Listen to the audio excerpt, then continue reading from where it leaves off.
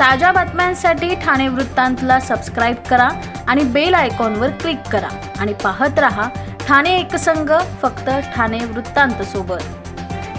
निवडणुकीची आचारसंहिता लागू असल्याने ठाणे पोलिसांनी परवानाधारक अग्निशस्त्र जप्त करण्यास सुरुवात केली आहे।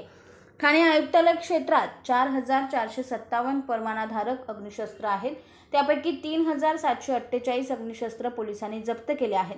काही महिन्यांपूर्वी आमदार गणपत गायकवाड यांच्याकडून शिंदे गटाचे पदाधिकारी महेश गायकवाड यांच्यावर परवानाधारक अग्निशस्त्राने गोळीबार झाला होता।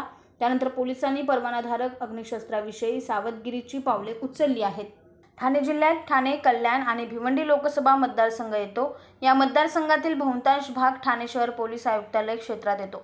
ठाणे शहर पोलीस आयुक्तालय क्षेत्रात ठाणे ते बदलापूर आणि भिवंडी शहराचा भाग येतो, तर या लोकसभा मतदारसंघाचा उर्वरित भाग ठाणे ग्रामीण, मीरा भाईंदर आणि नवी मुंबई क्षेत्रात येतो।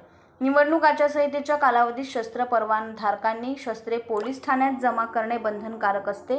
निवडणुकीच्या वेळी अग्निशस्त्रांचा वापर करता येत नाही।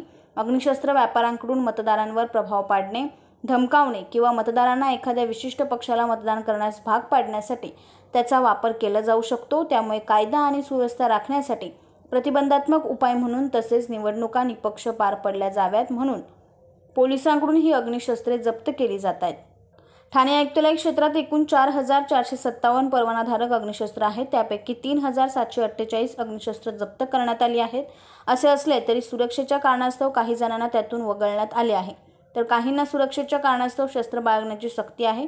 बँक सुरक्षा रक्षक आणि सुरक्षा संस्थांचे सशस्त्र कर्मचारी, कर्तव्यावर असलेले सरकारी कर्मचारी आणि अंगरक्षक यांच्या सक्तीमुळे शस्त्रे ठेवण्यास सूट देण्यात आली आहे।